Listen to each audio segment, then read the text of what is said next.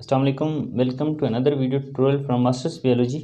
Myself Muhammad Yusuf. Today I am here to discuss 9th lecture from 4th chapter 9th class biology, which is passage of molecule into and outside of the cell कि molecule का जो है cell के अंदर और cell से बाहर जो है आना जाना, मतलब मालिक्यूल किस तरह सेल के अंदर जो है दाखिल होते हैं और किस तरह से जो है सेल से बाहर जो है फिर चले जाते हैं, उसको जो है हम आज डिस्कस करेंगे।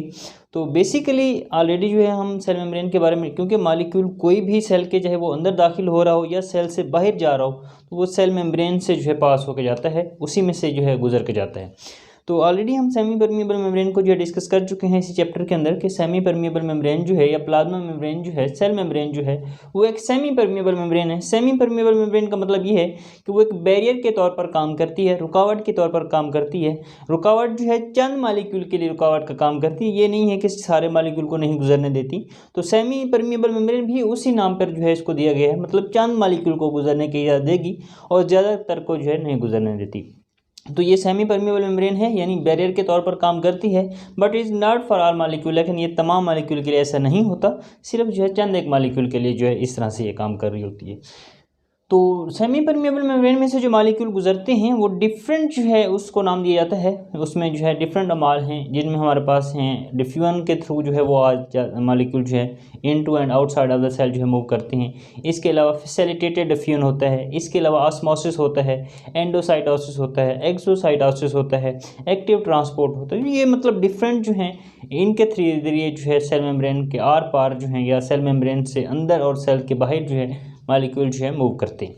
फर्स्ट ऑफ ऑल है डिफ्यूजन। जो है डिफ्यूजन क्या है? डिफ्यूजन जो है, डिफ्यूजन का मतलब होता है कि मालिक्यूल का एक जगह से दूसरी जगह जाना। किस जगह से? जहाँ पे वो ज़्यादा हैं वहाँ से वो हरकत करके जाएंगे, जहाँ पे वो कम है उस तरफ। मतलब मालिक्यूल अपने ज़्यादा इर्तिका वाले एरिया से कम इर्तिका वाले एरिया की तरफ जब हरकत करेंगे, मालिक्यूल की इस हरकत को हम नाम देंगे डिफ्यूजन का। और वो किस से हरकत करके जाएंगे? क्योंकि हम ऑलरेडी पढ़ चुके हैं ये सेल मेम्ब्रेन में है, मतलब सेल मेम्ब्रेन से गुजर कर जाएंगे अलॉन्ग अ कंसंट्रेशन ग्रेडियंट, मतलब एक कंसंट्रेशन ग्रेडियंट, एक जो है रुकावट से गुजर कर वो जा रहे हैं, मतलब प्लाज्मा मेम्ब्रेन या सेल मेम्ब्रेन में से गुजर कर जा रहे हैं, तो इसलिए उसको कंसंट्रेशन ग्रेडियंट का नाम दे रहे हैं। तो मालिक्यूल जो है, the movement of molecule from the area of higher concentration to the area of lower concentration along a concentration gradient is called diffusion. तो उसको हम नाम देते हैं डिफ्यूजन का।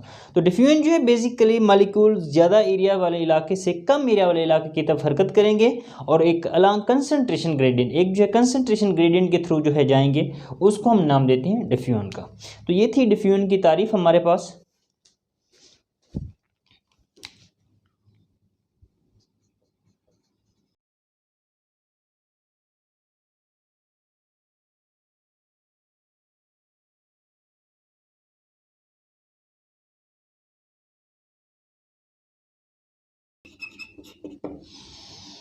तो ये थी डिफ्यूजन की तारीफ हमारे पास कि मालिक्यूल जो हैं जहाँ पे ज़्यादा होंगे वहाँ से मूव करके जाएंगे कम की तरफ, और किसके थ्रू? एक कंसंट्रेशन ग्रेडियंट के थ्रू, उसको हम नाम देते हैं डिफ्यूजन का।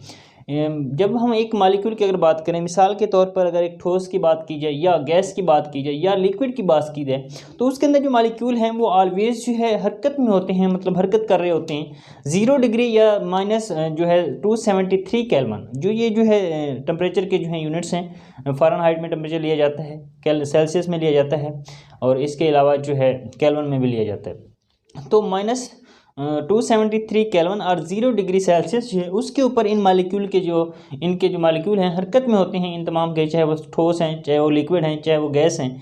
लेकिन जो ही टेम्परेचर बढ़ाया जाता है तो वो मालिक्यूल जो मूव करते हैं एक जगह से दूसरी जगह।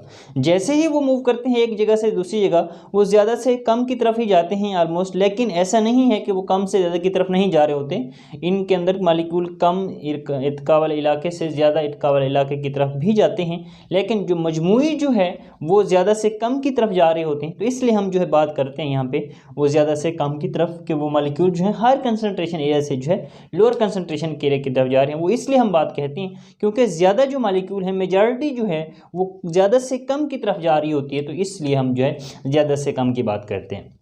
तो मालिक्यूल मूव करेंगे ज़्यादा इटका वाले इलाके से कम इटका वाले इलाके की तरफ, तो मालिक्यूल की इस हरकत को हम नाम देते हैं डिफ्यूजन का। और किसके through? Along a concentration gradient is called diffusion. जब वो एक कंसंट्रेशन ग्रेडियंट के थ्रू जो है गुजर कर जाएंगे उसको हम नाम डिफ्यूजन का नाम देंगे। और हमने बात की ठोस की, माए की और जो है गैसेस की, इनके मालिक्यूल जो है हरकत में होते हैं। मिसाल के तौर पर, मिसाल अगर डिफ्यूजन की मिसाल की बात करें तो एक सेल है, फ़र्ज़ करें सेल से गुजरना कार्बन डाइऑक्साइड का, ऑक्सीजन का, इसके अलावा जो है सेल में से मतलब ये जो है आर पार जब गुजरते हैं ग्लूकोज का जो है, इनका सेल में से गुजरना, सेल के अंदर दाखिल होना या सेल से बाहर दाखिल होना, ये भी डिफ्यूजन के थ्रू होता है। इसके अलावा जो है अगर सांस लेने की बात की जाए, मतलब सांस का लेना फेफड़ों के ज़रिए, या फिर मछलियाँ जो हैं गिल्स के ज़रिए सांस लेती हैं, उनका भी जो है सांस लेना चाहे वो फेफड़ों के ज़रिए है चाहे वो गिल्स के ज़रिए, ये भी एक डिफ्यूजन की मिसाल है। इसी तरह ग्लूकोज मालिक्यूल का एब्जॉर्ब हो जाना हमारी छोटी आंत के अंदर, मतलब खुराक के अंदर हम जो ग्लूकोज लेते हैं वो ग्लूकोज जब हमारे जो है बॉडी के अंदर हो जाता है तो स्मॉल इंटेस्टाइन जो है, छोटी आंत जो है, उसके अंदर फिंगर लाइक जो है प्रोजेक्शन होते हैं, उंगली की तरह के बाहर होते हैं, उनको नाम देते हैं विलाई का। तो विलाई जो है उस ग्लूकोज को जो है एब्जॉर्ब कर लेती हैं। अब ग्लूकोज का जो है एब्जॉर्ब हो जाना विलाई की दीवारों के अंदर, इसको भी हम नाम देते हैं डिफ्यूजन का। मतलब बॉडी के अंदर जो है ज़्यादा होते हैं, विलाई वाली साइड पे जो है जब हो रहे होते हैं, क्योंकि वो ज़्यादा से कम की तरफ जो है जाते हैं, तो इसको भी हम जो है डिफ्यूजन की मिसाल में लेते हैं। तो 3 मिसालों की हमने बात की डिफ्यूजन के अंदर। एक जो है कार्बन डाइऑक्साइड का, ऑक्सीजन का जो है सेल से अंदर और सेल के बाहर जो है आना जाना। इसके अलावा जो है हमने बात की गिल्स और जो है लंग्स के अंदर जो है सांस लेना, ब्रीदिंग का प्रोसेस। और तीसरी हमने जो है मिसाल की बात की विलाई की दीवारों के अंदर, छोटी आंत के अंदर जो है उंगली की तरह के उभार होते हैं जिनको विलाई का नाम देते हैं। विलाई की दीवारों के अंदर जो है ग्लूकोज का जो है जज्ब हो जाना, ये भी जो है एक डिफ्यूजन की जो है मिसाल है।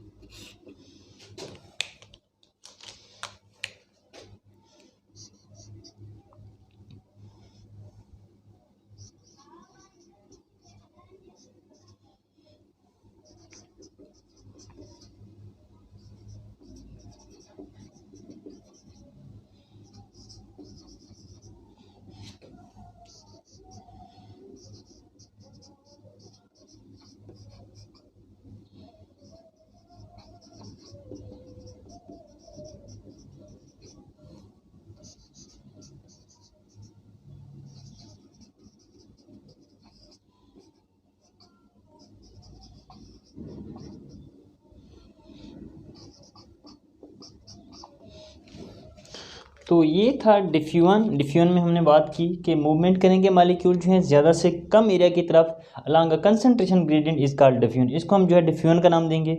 और मिसाल की हमने बात की कार्बन डाइऑक्साइड और ऑक्सीजन का जो है एक सेल से गुजर कर, मतलब सेल के अंदर दाखिल होना और सेल से बाहर जो चले जाना, मतलब प्लाज्मा मेम्ब्रेन में से ही गुजर कर जाएंगे।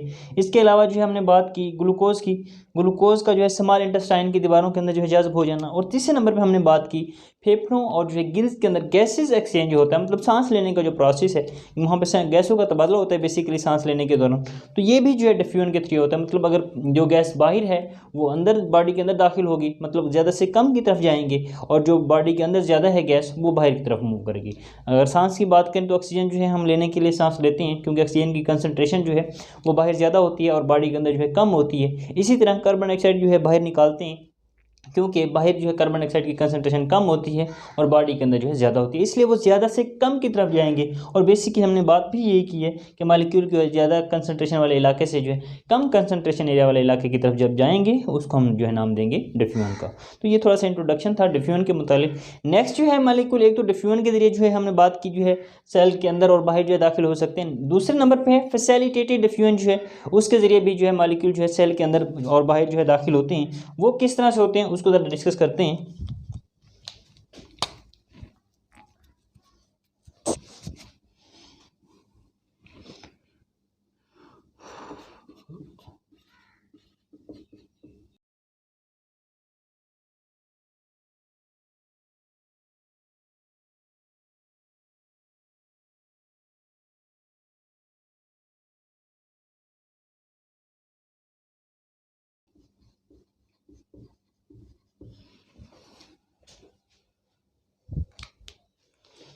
तो बेसिकली जो है फैसिलिटेटेड डिफ्यूजन की अगर बात करें तो फैसिलिटेटेड डिफ्यूजन में ये है कि उसमें मॉलिक्यूल भी ज़्यादा से कम की तरफ ही जाते हैं। मतलब हमने बात की कि movement of substance from higher to lower concentration, मतलब सब्सटेंस जो हैं वो मूव करेंगे ज़्यादा से कम की तरफ थ्रू अ कैरियर प्रोटीन। इसमें जो है हमने कैरियर प्रोटीन की बात नहीं की थी, लेकिन फैसिलिटेटेड डिफ्यूजन जो है वो भी एक तरह की डिफ्यूजन ही है, मतलब उसमें भी मॉलिक्यूल ज़्यादा से कम की तरफ ही जाएंगे। लेकिन जो मेन बात होगी, फ़र्क है इनमें, वो ये है कि फैसिलिटेटेड डिफ्यूजन के अंदर मॉलिक्यूल जो हैं वो भी ज़्यादा से कम एरिया की तरफ ही जाएंगे, लेकिन जो फ़र्क है वो ये है कि इसमें कैरियर प्रोटीन होगी फैसिलिटेटेड डिफ्यूजन के अंदर, और जो है डिफ्यूजन के अंदर कोई कैरियर प्रोटीन नहीं होती। और ये कैरियर प्रोटीन का इसमें क्या काम है, उसमें ये है कि जो मॉलिक्यूल बड़े होते हैं, जिस तरह प्रोटीन मॉलिक्यूल हैं वो प्लाज्मा मेम्ब्रेन में से नहीं गुजर सकते, तो उसको एक प्रोटीन के जरिए जो है सेल के अंदर और बाहर जो है ले जाया जाता है, तो इसलिए जो है कैरियर प्रोटीन जो है काम आती है। और इसमें बड़े मॉलिक्यूल जो हैं उनको जो है सेल के अंदर और बाहर जो भेजा जाता है।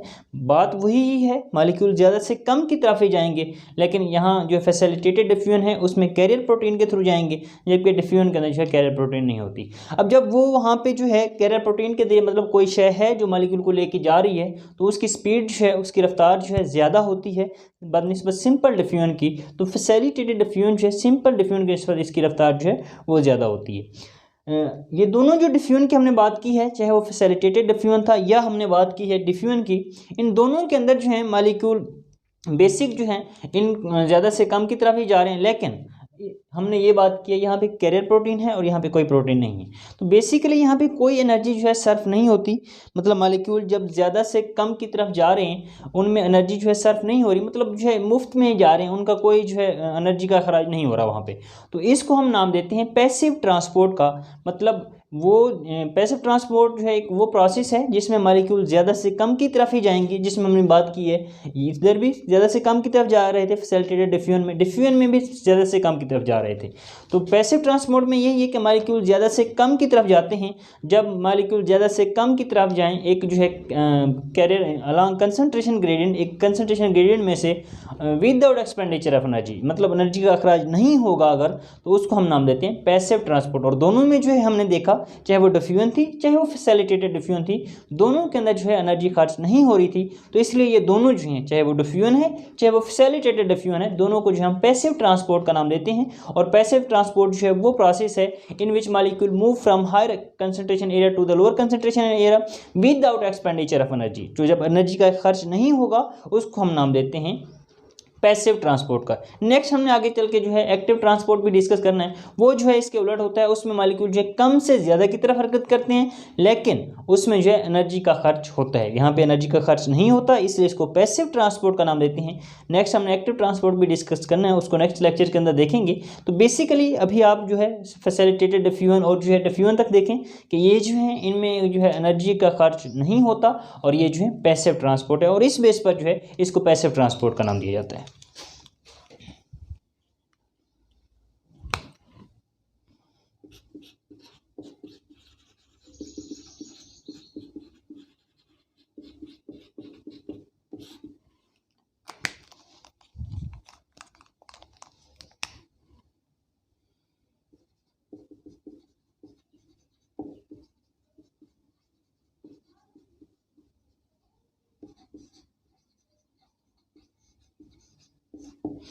तो वो अमल जिसमें जो है एनर्जी का खर्च नहीं होता, मतलब मॉलिक्यूल मूव करते हैं एक जगह से दूसरी जगह, यानी ज़्यादा एरिया से कम एरिया की तरफ, और एनर्जी खर्च ना हो, उसको हम नाम देते हैं पैसिव ट्रांसपोर्ट। और ये दोनों जो हैं पैसिव ट्रांसपोर्ट ही हैं, चाहे वो डिफ्यूजन थी चाहे वो फैसिलिटेटेड डिफ्यूजन थी। तो किसी भी क्वेश्चन के लिए जो है कमेंट बॉक्स के अंदर जो है क्वेश्चन कमेंट करें। Thank you for watching.